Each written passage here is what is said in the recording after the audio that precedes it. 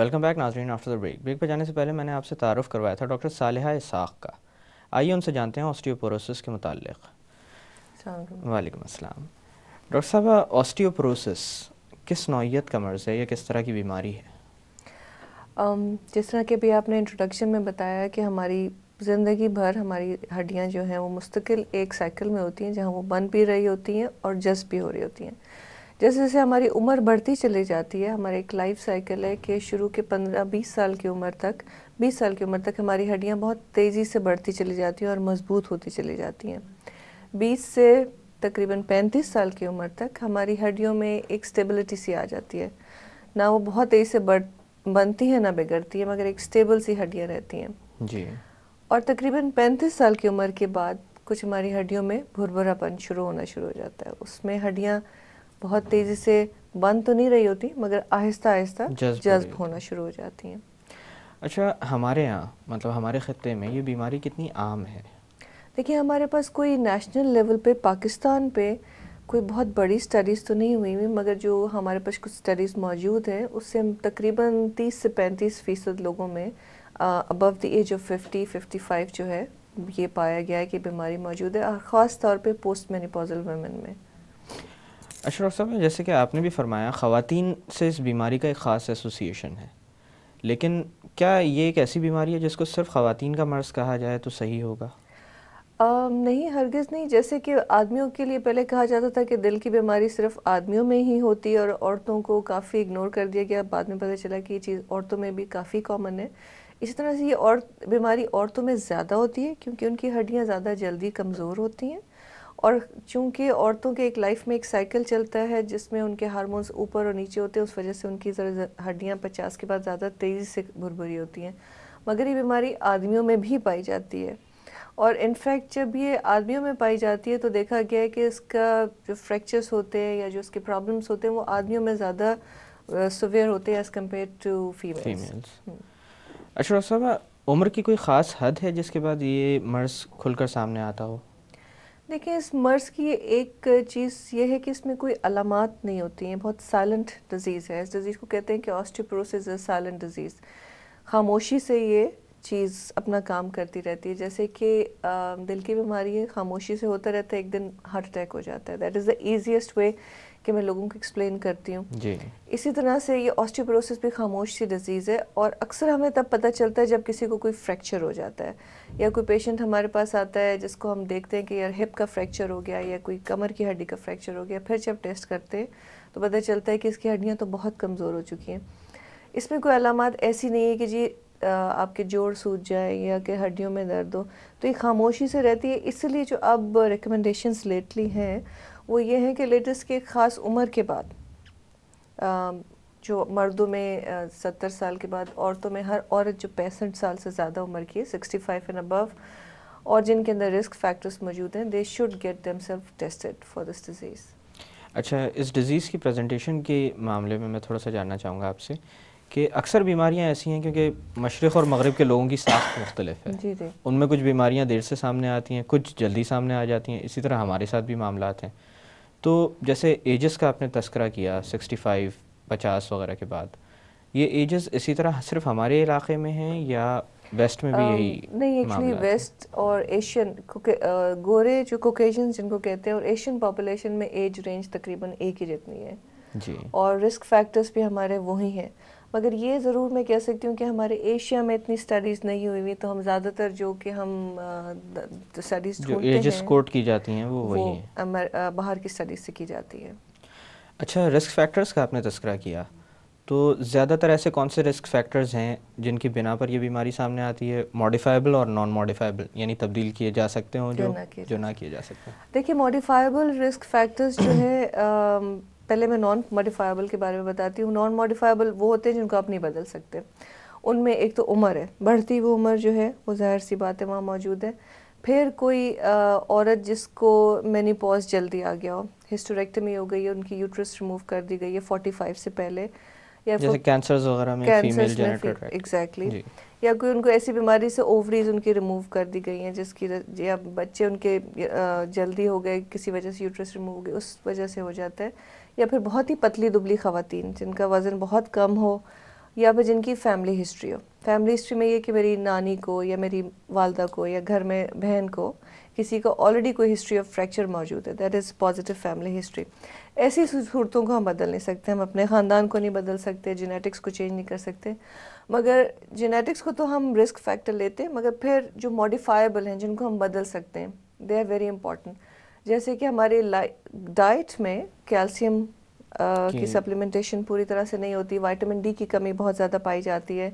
پھر کچھ چند دوائیاں ہوتی ہیں, جیسے کہ سب سے کامن دوائی جو کہ اسٹیرائڈز ہوتی ہے, اس کی وجہ سے بھی ہڈیاں کمزور ہو جاتی ہیں.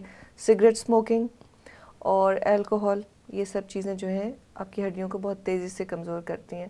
اور یہاں پہ میں یہ کہتی چلوں کہ lack of exercise in any age brings makes your bones very weak. یعنی فزیکل ایکٹیویٹی اگر زندگی میں کم ہو تو وہ بھی ایک وجہ بن سکتی ہے. بالکل. اور آئی تھنک کہ بہت سارے لوگ جو 30-35 کے بعد میں خیال ہر ایک کو ایکسرسائز شروع کر دینی چاہیے, کیونکہ دس از ویری امپورٹنٹ. ہماری ہڈیوں کو ایک سگنل ملتا ہے تاکہ وہ جو بون بنانے والے سیلس ہیں وہ زیادہ تیز سے کام کرتے ہیں جب ہم ایکسرسائز کرتے ہیں, اور جب ہم ایکسرسائز نہیں کرتے تو بون ریزارب کرنے والے سیلس زیادہ تیز سے کام کرنے لگ جاتے ہیں.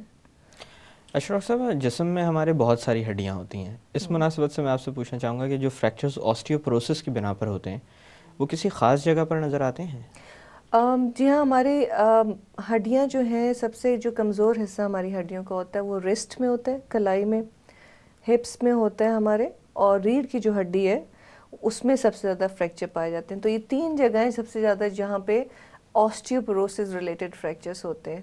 اور اکثر آپ بوڑھی عورتوں کو دیکھتے ہیں یا کچھ آدمیوں کو دیکھتے ہیں جن کو کبڑا پن آ جاتا ہے, جن کو کہتے ہیں کہ جی کمر جھک گئی ہے وقت کے ساتھ ساتھ.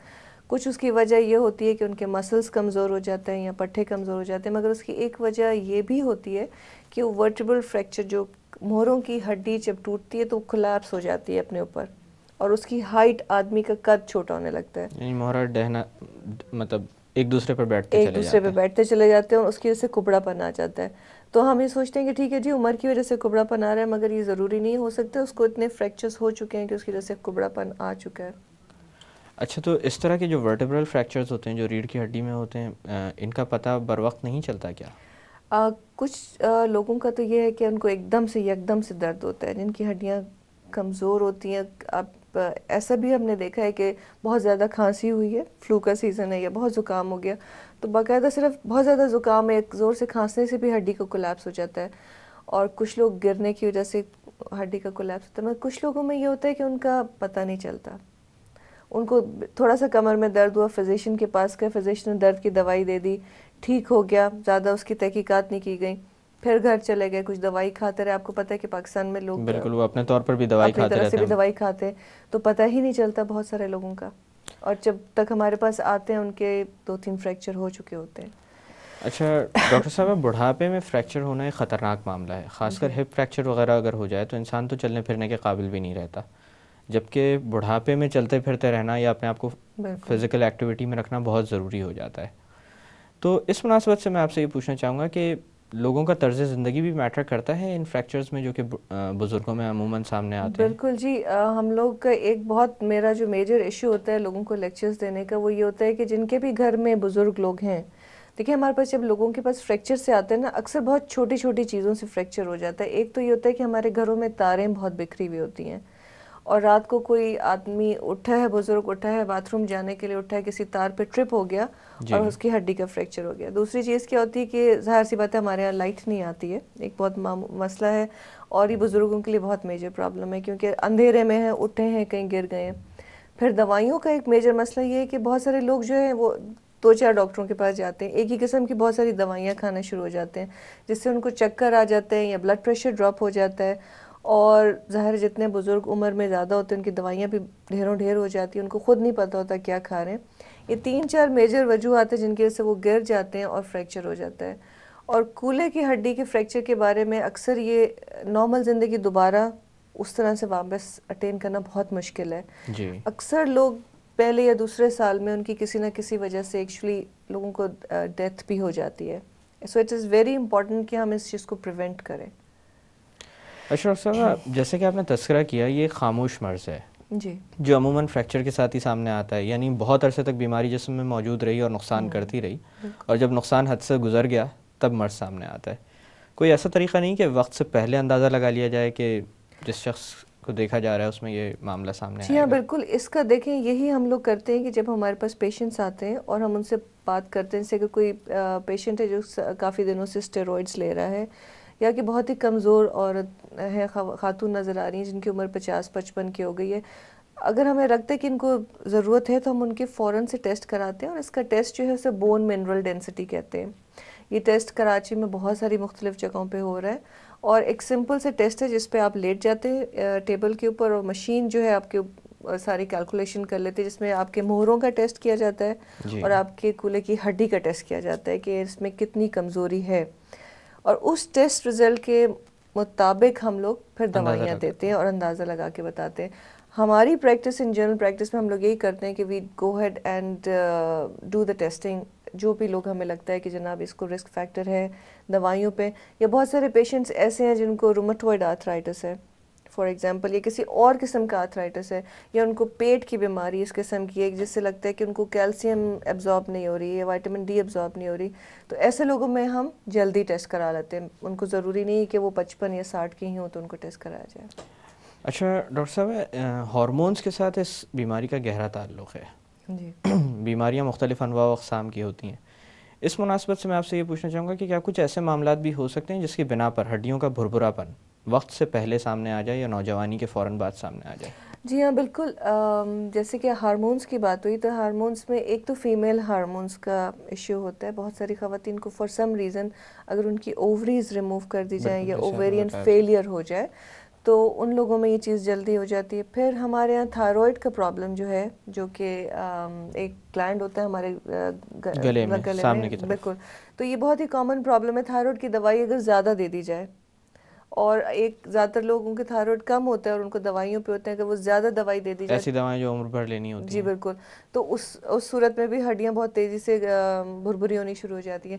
پھر اسی طرح سے ایک پیرا تھائرائڈ ہارمون ہے جو بالکل چھوٹا سا گلینڈ ہے جو تھائرائڈ کے پاس ہی ہوتے ہیں، 4 چھوٹے چھوٹے گلینڈ. اگر وہ بھی بہت زیادہ ایکٹیو ہوں تو اس صورت میں بھی جو ہے آپ کو ہڈیوں کا بھربھراپن ہونا شروع ہو جاتا ہے. اور اس لیے جب وہ ہمارے پاس آتے ہیں اور ہم دیکھ رہے ہیں کہ ایک پیشنٹ ہے جس کی عمر تو اتنی نہیں ہے مگر اس کی ہڈیاں بہت کمزور ہو رہی ہیں، دین we look for secondary causes.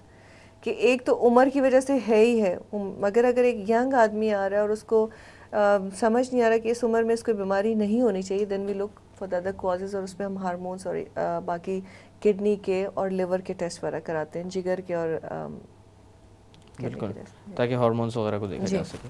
اچھا ڈاکٹر صاحبہ، ایک شخص ایسا جو کہ فریکچر کے بعد آتا ہو، کیونکہ فریکچرز بھی چوٹیں بھی مختلف انواع و اقسام کی ہوتی ہیں، ضروری نہیں کہ ہر شخص جس کا ہپ فریکچر ہوتا ہو وہ آسٹیوپروسس کا ہی شکار ہو. بالکل صحیح کہہ رہے ہیں. تو اس کے اندر تشخیص کا کوئی ڈفرینٹ کرائٹیریا ہوتا ہے یا یہی ٹیسٹ کروایا جاتا ہے جس کا آپ نے تذکرہ کیا اسکریننگ میں؟ ٹیسٹ تو اس کا یہی ہوتا ہے جیسے کہ اگر کوئی ہپ فریکچر کے ساتھ آیا، اس کی جب سرجری وغیرہ ہو جاتی ہے تو عام حالات میں ایک اچھی پریکٹس یہ ہے کہ اس کو گھر بھیجنے سے پہلے اس کا یہ ٹیسٹ کرا لیا جائے. اور اگر اس کو آسٹیوپروسس ہے، کوئی ایک عمر والا آدمی، ایک دیکھیں ایک تو کسی کو کار ایکسیڈنٹ خدا نخواستہ ہو گیا، اس میں ہپ فریکچر ہو گیا، ایک جوان آدمی تھا، اس میں ہمیں ایسی کوئی ضرورت نہیں کیونکہ وہ ایک اس کی وجہ ہے. خدا نخواستہ کوئی چھت سے گر جاتا ہے یا کوئی اونچی جگہ سے گر جاتا ہے اور اس کی کچھ پرابلم ہوتا ہے تو اس صورت میں نہیں کراتے. مگر ہاں اگر کسی کو ذرا سا گرا اور اس کو ہپ فریکچر ہو گیا تو پھر ہم ڈیفینیٹلی یہ ٹیسٹ کراتے ہیں.